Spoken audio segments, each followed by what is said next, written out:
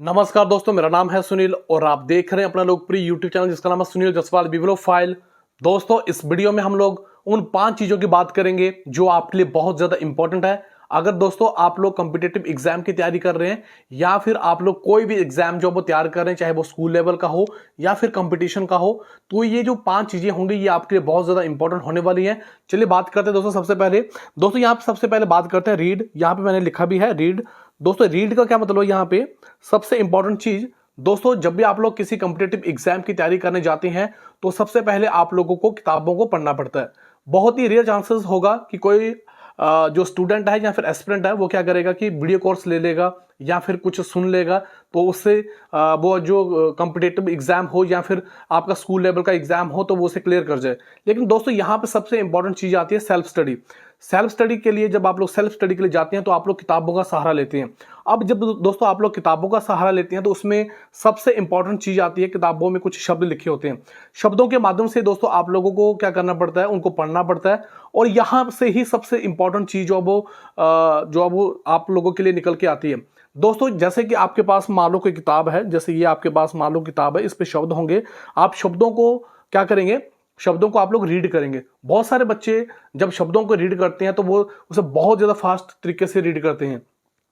लेकिन दोस्तों यहाँ पे जब आप लोग फर्स्ट टाइम रीडिंग कर रहे हैं तब तो अलग चीज है, लेकिन जब आप लोग सेकंड टाइम रीडिंग कर रहे हैं, मैंने इसके बारे में पहले से भी बताया हुआ है आप लोगों को। लेकिन दोस्तों जब आप लोग सेकंड टाइम रीड कर रहे हैं तो आपने एक एक शब्द को जो वो अच्छी तरीके से रीड करना है। दोस्तों जब भी आप लोग शब्दों को रीड करें तो उसकी इमेज जो वो तैयार करने की कोशिश करनी है। क्योंकि जब भी कोई दोस्तों यहाँ पे आपके पास मान लो कोई लाइन लिखी है और जब आप लोग उसे इमेज के तौर पर देखेंगे, और दोस्तों जब आप लोग उसे इमेज के तौर पर देखेंगे या फिर आप लोग इसमें दूसरा तरीका भी अपना सकते हैं। जब आप लोग रीडिंग करें तो आप लोगों को लगना चाहिए कि आप किसी को पढ़ा रहे हैं। जब आप लोग दोस्तों इस तरह से करते हैं तो वो चीजें आपको लंबे समय तक याद रहती हैं, और जब शब्दों की ही वैल्यू होती है और शब्द ही आप लोगों को जो वो इमेज जो वो क्रिएट करते हैं। जैसे दोस्तों यहाँ पे अगर आप लोगों को मैं थोड़ा प्रैक्टिकल एग्जाम्पल बताऊं तो अगर मैं यहाँ पे बाइक की बात करूंगा तो आपको वहां पे जो है वो इमेज आएगी। लेकिन जब मैं ऐसे बोलूंगा कि रेड बाइक तो ऑटोमेटिकली आपके सामने कुछ ना कुछ रेड बाइक आएगी। आपने ऐसे नहीं लिखा है उसे आप लोगों ने ऐसे रेड बाइक नहीं लिखा है, आपने उसे इमेज में सोचा है। तो जब भी आप लोग जो अब रीड करने जाएं तो जितनी आपकी स्पीड है, चाहे आप लोग जो वो स्लो स्लो पढ़ रहे हैं तो उस तरीके से करें, या फिर आप लोगों को लगता है कि आपने थोड़ा सा स्पीड में पढ़ना है। लेकिन दोस्तों यहाँ पे मैं स्पीड में पढ़ने के लिए आपको थोड़ा मना करूंगा। पहले आप लोगों ने चीजों को अच्छे तरीके से रीड करना है, उनकी इमेज बनानी है और उन चीजों को विजुलाइज करना है। तो सबसे इंपॉर्टेंट चीज आ जाती है कि किताब को किस तरह से पढ़ना है। तो नंबर 2 पे दोस्तों जब आप लोग यहाँ पे बात चलती है अंडरस्टैंडिंग की, नंबर फर्स्ट स्टेप में मैंने आप लोगों को बता दिया कि आपने अपनी स्पीड के अकॉर्डिंग ही पढ़ना है। नंबर 2 पे बात करेंगे दोस्तों, जो कुछ भी आप लोग पढ़ रहे हैं मैंने आपको बताया कि वो इमेज में आप लोगों ने पढ़ना है। और जब आप लोग सेकंड रीडिंग करें तो उस समय आप लोगों ने चीजों को अंडरस्टैंड करना है। हो सके तो दोस्तों उसके आप लोगों ने नोट्स बना सकते हैं, या फिर उसके आप लोग इमेजेस बना सकते हैं, या फिर उसके फ्लो चार्ट बना सकते हैं। किसी भी तरीके से आप लोगों ने उसे विजुलाइज करके ऐसे फील करना है कि जैसे कि वो चीजें जो वो आपकी डेली लाइफ में प्रयोग भी होती हैं और आप लोग उन चीजों को देख भी रहे हैं। और जब भी आप लोग पढ़ें तो आपका माइंड जो वो अवेयर होना चाहिए, जागृत होना चाहिए और चीजों को अंडरस्टैंड करना चाहिए। क्योंकि दोस्तों जब आपकी अंडरस्टैंडिंग हो जाएगी तो ऑटोमेटिकली जो आपके कॉन्सेप्ट होंगे वो क्लियर हो जाएंगे। बहुत सारे बच्चे चाहे वो बिगिनर्स हैं चाहे फिर काफी समय से तैयारी कर रहे हैं, वो ऐसा नहीं करते हैं, वो चीजों को विजुलाइज नहीं करते हैं, वो सोचते नहीं है, वो क्या करते हैं, वो पढ़ते जाते हैं, आगे चलते जाते हैं। अब यहाँ पे दोस्तों जो जैसे आप लोग यूट्यूब पे ही कोई वीडियो देखते हैं तो उसमें क्या होता है कि सेल्फ स्टडी और उस ऑनलाइन स्टडी में क्या फर्क आ जाता है।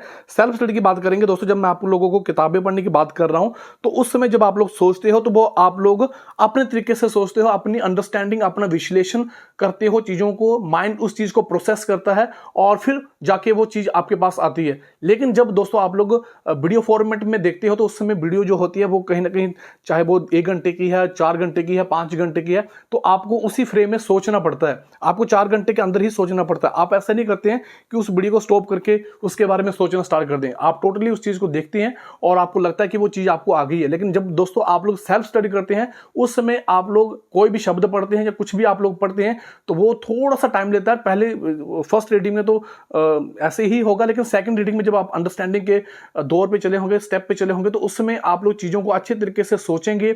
और जब आप लोग सोचेंगे वो चीज प्रोसेस होगी तो उससे आप लोगों का कॉन्सेप्ट बिल्ड होगा। इस इसलिए मैं आपको पहले जो अब वो सेल्फ स्टडी करने की बात करता हूं, और मैंने आपको बता भी दिया कि आप लोगों ने क्या करना है, पहले रीड करना है, उसे अपनी स्पीड से रीड करना है, उन चीजों को अच्छे तरीके से अंडरस्टैंड करना है, उसे विजुलाइज करना है, उसे इमेज के फॉर्म में आप लोगों ने देखना है। दोस्तों ये जो दो स्टेप करने के बाद सबसे इंपॉर्टेंट चीज कि जो कुछ भी आप लोगों ने पढ़ा है, क्योंकि दोस्तों जब भी आप लोग किसी कॉम्पिटिटिव एग्जाम की तैयारी करने जाते हैं तो उसमें आपके पास थ्योरी भी होती है, कुछ फैक्ट्स भी होते हैं, और कुछ चीजें ऐसी भी होती हैं जो आप लोगों को याद भी रखनी पड़ती हैं। तो उस समय दोस्तों जब आप लोग रिवीजन करेंगे, चाहे वो फैक्ट हो चाहे थ्योरी हो, तो वो आपको बहुत ज्यादा हेल्प करेगा। दोस्तों revision is the key of your success. दोस्तों अगर आप लोग रिवीजन करेंगे अच्छे तरीके से, उन चीजों को जो आप वो देखेंगे, उनको याद करेंगे, उनको समझेंगे, तो कहीं ना कहीं आपके अंदर कॉन्फिडेंस आएगा और पेपर में वही चीजें आपको हेल्प करेंगी। अगर आपने किसी चीज को फास्ट रीड कर लिया और आप लोग रीडिंग ही करते जा रहे हैं, अपने माइंड को जागृत नहीं कर रहे हैं, अपने आप को अंडरस्टैंड नहीं कर पा रहे हैं, तो कहीं ना कहीं पेपर में जाके मुश्किल आ जाती है। और उस समय आप लोगों को सब कुछ आने के बावजूद भी और इतनी मेहनत करने के बावजूद भी आप लोगों को लगता है कि आपने कुछ भी नहीं पढ़ा है, और आपका कॉन्फिडेंस जो है वो लूज हो जाता है। इसलिए दोस्तों आप लोगों ने कोशिश करनी है बार बार रिवीजन करने की। बहुत सारे बच्चे ऐसे हैं जिनको रिवीजन करना नहीं आता है, तो दोस्तों यहां पे रिवीजन करने की टेक्निक्स भी मैं आप लोगों को बताने जा रहा हूं। रिवीजन जो वो आप लोग अपने हिसाब से करें। वैसे तो साइंटिफिक तौर पर जो बोला जाता है कि आप एक दिन के अंदर जो अब रीड कर लें, 24 आवर के बीच में आप लोग जो वो रीड करें, फिर आप लोग 3 दिन के अंदर रीड करें, फिर 7 डेज के अंदर रीड करें, 1 मंथ के अंदर, और इस तरह से 3 मंथ 6 मंथ। लेकिन दोस्तों यहां पे मैं आप लोगों को बताना चाहता हूं कि जब भी आप लोगों ने कोई टॉपिक जो है वो उसे अच्छे तरीके से रीड किया है या फिर उसे आप लोगों ने अंडरस्टैंड किया है, तो उसके बाद उसे इमीडिएट आप लोगों ने क्या करना है, उसके नोट्स बनाने हैं और कोशिश करनी है जब भी आपका टॉपिक कंप्लीट हो, साथ ही साथ दोस्तों आप लोगों ने उसे रिवाइज करना है। और मिनिमम दोस्तों विद इन 1 वीक या 10 दिन के अंदर आप लोगों ने उसे 3 बार जो है वो रिवाइज करना है। 3 बार रिवाइज करने का मतलब ये हुआ कि आपने उसे 3 बार देखना है उस टॉपिक को, ताकि वो चीजें आप लोगों को लंबे समय तक याद रहे। और जब दोस्तों आप लोग 3 बार करेंगे, 4 बार करेंगे, 5 बार करेंगे, एक टाइम ऐसा आएगा कि आपको उसे रिविजन नहीं करना पड़ेगा, सिर्फ देख के ही आप लोगों को वो चीजें जो है वो आपके माइंड में बैठ जाएगी और आपको बिल्कुल समझ में आ जाएगी। वो पिक्चर आपके माइंड में जो है वो स्टार्ट हो जाएगी। सबसे इंपॉर्टेंट चीज दोस्तों, जैसे कि आप लोगों ने किताबों को पढ़ा, मान लो आपने उसको थ्योरी बनाई और सब कुछ आप लोगों ने उसे रीड कर लिया, लेकिन दोस्तों यहां पे जब आप लोगों ने थ्योरी जो वो पढ़ ली है, अब उसका मेन इंपॉर्टेंट रोल कहां पे आता है। जैसे कि आप लोग जब पेपर देने जाते हो तो वहां पे एमसीक्यू क्वेश्चंस आते हैं, और जब एमसीक्यू क्वेश्चंस आते हैं तो वहां पे जब आप लोग मॉक टेस्ट देते हैं, तो मॉक टेस्ट से क्या होगा, यहां पे मैं आपको बहुत ही अच्छे तरीके से बताने जा रहा हूं कि क्योंकि यहां पे सिर्फ आपको इतना ही बताया जाता है कि आपने सिर्फ मॉक टेस्ट लगा लो, प्रीवियस ईयर के क्वेश्चन पेपर लगा लो, लेकिन उससे दोस्तों आपको बेनिफिट क्या होता है। जैसे मान लो आप लोगों ने कोई टॉपिक पढ़ा है, जैसे आपने सिंधु घाटी सभ्यता के बारे में ही पढ़ा है, लेकिन दोस्तों जब आप लोग जो अब मॉक टेस्ट लगाते हैं या फिर आप लोग प्रीवियस ईयर के क्वेश्चन पेपर लगाते हैं, तो उसमें क्या होता है, जैसे यहाँ पे क्वेश्चन लिखा है और उसके बाद यहाँ पे ऑप्शंस दिए हैं, जैसे ऑप्शंस दिए, मान लो आपके पास ऑप्शन दिए और ये पूछा गया कि सिंधु घाटी सभ्यता का जो समय है वो क्या है। तो दोस्तों जैसे यहाँ पे दिया गया होगा समय, यहाँ पे भी दिया गया होगा, यहाँ पे भी दिया गया होगा, और जब आप लोगों ने उसे अच्छे तरीके से रीड किया होगा तो पहले तो जहाँ तो आप लोग सीधा उसे जो आप वो टिक लगा दोगे, या फिर दूसरे नंबर पे क्या होगा, जब आपके पास ऑप्शन उसके अप्रोक्सीमेट दिए होंगे तो कहीं ना कहीं आपका माइंड जो प्रोसेस करेगा वो सोचने पे मजबूर हो जाएगा कि आप लोगों ने कौन सा ऑप्शन लगाना है। तो जब आप लोग पहले से ही प्रैक्टिस करके जाओगे, क्योंकि एग्जामिनर जो होता है वो ऑप्शन ही इस तरह से बनाता है कि बच्चे को कंफ्यूज किया जाए, क्योंकि आजकल देखा जाए तो कंपटीशन बहुत ज्यादा है। तो जब दोस्तों आप लोग वहां पे जाते हैं और आपके पास मान लो वहां पे टॉपिक वहां पे लिखा है 750 और 230, इस तरह से लिखा है 70023 723, इस तरह से दोस्तों आपको जब अप्रोक्सीमेट जब टॉपिक दिए होते हैं, या फिर मैं आपको एक एग्जांपल देके फिर से बताता हूं कि बक्सर की लड़ाई कब हुई थी या फिर पानीपत की लड़ाई कब हुई थी, पानीपत की प्रथम लड़ाई जो थी, फर्स्ट बैटल कब हुई थी। तो यहां पे पहले आपके पास ऑप्शन होगा 1524, सेकंड ऑप्शन आपके पास 1525, थर्ड ऑप्शन आपके पास 1526 और फोर्थ ऑप्शन आपके पास 1527। तो अब जब आप लोगों ने थ्योरेटिकल चीजों को पढ़ा होगा तो आपने तो यही पढ़ा है कि वहां पे जाके जो पानीपत की फर्स्ट बैटल थी वो 1526 को हुई, लेकिन आपको कहीं ना कहीं वो जब आप लोग रिवीजन कर भी चुके होंगे, अंडरस्टैंडिंग कर चुके होंगे, तो फिर जब आप लोग ऑप्शन देखेंगे तो आपको तो वैसे तो कंफ्यूजन नहीं होगी, लेकिन फिर भी अगर मान लो थोड़ा बहुत आपको कंफ्यूजन क्रिएट होगा, तो जब आप लोग इस तरह से प्रैक्टिस करके जाएंगे कि 1526, 1525, 26, 27 इस तरह से करके जाएंगे, तो वहां पे जाके जब आप लोगों को ये ऑप्शन आएगा, पहले से आपने इस चीज को प्रैक्टिस कर लिया, तो फिर आप लोग अच्छी तरीके से वहां पे टिक लगा पाओगे। तो ये जो ऑप्शन होगा ये आपको एनालिसिस करने के लिए, प्रोसेस करने के लिए आपकी हेल्प करेगा। तो यहां पे आप लोगों ने इन चीजों को भी अच्छे तरीके से अंडरस्टैंड कर लिया है। नेक्स्ट मैं आपको बताने जा रहा हूं, बहुत ही इंपॉर्टेंट चीज है दोस्तों। आप लोगों ने क्या करना है, जैसे कि आप लोगों ने देखा होगा, चाहे वो आईएएस के टॉपर हो, चाहे वो एचएस के टॉपर हो, जितने भी टॉपर हुए हैं उन्होंने, और मैंने खुद इस चीज को एनालिसिस किया है कि दोस्तों मिनिमम रिसोर्सेज होने चाहिए आपके पास और मैक्सिमम उसकी आउटपुट होने चाहिए। मान लो आपने आकाश की बुक ली है, हिमाचल दर्पण जो बुक है दोस्तों एचपी जीके की, आप लोगों ने इसे क्या करना है, आपने रिसोर्सेज ऐसे नहीं करने कि एक सब्जेक्ट के लिए आपने 5 किताबें जो आप खरीद ली, हाँ खरीद लो अगर आपको लगता है, तो अगर आपका वो पैशन है कि आपने किताबें खरीदनी है तो आप लोग खरीद सकते हैं, उसमें कोई भी आप लोगों को टेंशन नहीं होनी चाहिए। अगर आप लोग 5 किताबें खरीद रहे हैं तो फिर इसके लिए आपको जो आप वो क्या करना चाहिए, नोट्स बनाने चाहिए। लेकिन मैं आप लोगों को इतनी किताबें खरीदने के लिए नहीं बोलूंगा, मिनिमम आपके पास 2 या 3 किताबें होनी चाहिए, एक सब्जेक्ट के लिए 2 किताबें होनी चाहिए। और 2 किताबों में क्या होगा, जब आप लोगों ने आकाश की बुक को अच्छे तरीके से रीड कर लिया, पढ़ लिया, अंडरस्टैंड कर लिया, रीड करना अलग चीज है, अंडरस्टैंड करना अलग चीज है, और ये मैंने आप लोगों को पहले बता दिया है। और जब आप लोगों ने दोस्तों एक किताब को पढ़ने के लिए और पूरी इंफॉर्मेशन को अपने माइंड में बैठाने के लिए आपको टाइम लगेगा। लेकिन जब दोस्तों आप लोग किसी एक किताब में पढ़ रहे हैं, फिर दूसरी किताब में जा रहे हैं, फिर तीसरी किताब में जा रहे हैं, तो वो जो इंफॉर्मेशन होगी वो परमानेंट आपके माइंड में नहीं बैठ पाएगी।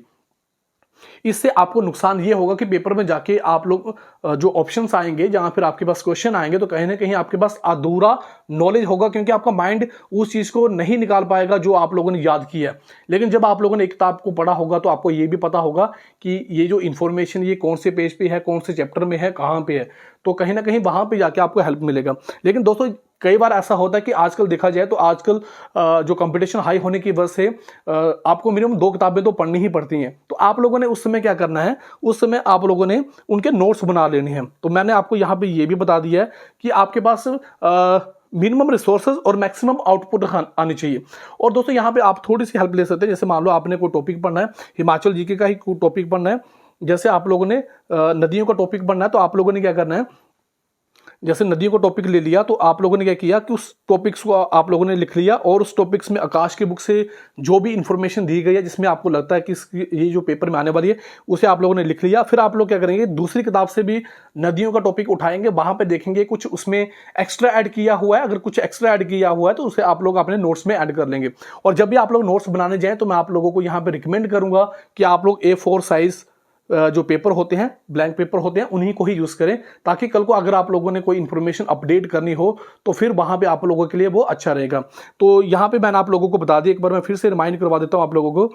दोस्तों सबसे पहले आप लोगों ने किताबों को बहुत ही अच्छे तरीके से पढ़ना है और चीजों को विजुलाइज करना है, इमेजेस के फॉर्म में देखना है, और हो सके तो उसके डायग्राम्स, फ्लो चार्ट्स आप लोग बना सकते हैं। और जो कुछ भी आप लोग पढ़ रहे हैं उसको आप लोगों ने बहुत अच्छे तरीके से अंडरस्टैंड करना है। जब तक आपको अंडरस्टैंड ना हो आप लोगों ने आगे प्रोसीड नहीं करना है। नंबर 3 पे मैंने आप लोगों को स्टेप बताया है, रिवीजन करना है। रिवीजन आपने जितनी बार हो सके उतनी बार करना है, लेकिन एक हफ्ते में मिनिमम आपको, जब आप लोग कोई नया टॉपिक पढ़े तो उसे 3 बार रिवाइज जरूर करना है। ये आप लोग अपनी सुविधा के अनुसार कर सकते हैं। और इसके बाद दोस्तों आप लोगों ने प्रैक्टिस करनी है, और फिर आप लोगों ने क्या करना है, अपने जो रिसोर्सेज हैं उनको आप लोगों ने मिनिमम रखना है। प्रैक्टिस की बात यहां पे आ रही तो आप लोग मॉक टेस्ट ले सकते हैं, या फिर आप लोग अगर मान लो स्टेट लेवल का कोई एग्जाम जो वो तैयार कर रहे हैं, तो आप लोगों ने जो भी कमीशन के द्वारा पेपर कंडक्ट करवाए जाते हैं उन सभी क्वेश्चंस को आप लोगों ने देखना है। और दोस्तों आप लोगों ने अपने रिसोर्सेज को मिनिमम रखना है, और कोशिश करनी है कि उन मिनिमम रिसोर्सेज से मैक्सिमम आउटपुट जो वो आप लोगों ने निकालनी है। तो दोस्तों ये आज का वीडियो था। फिर भी अगर आपके मन में कोई प्रश्न है तो कमेंट बॉक्स में जरूर टाइप करें। दोस्तों ये वीडियो आपको कैसा लगा, आप अपनी राय कमेंट बॉक्स में जरूर बताएं। आप लोगों ने मुझे इतना समय दिया, आप सभी का बहुत बहुत धन्यवाद। थैंक यू वेरी मच, दिल से।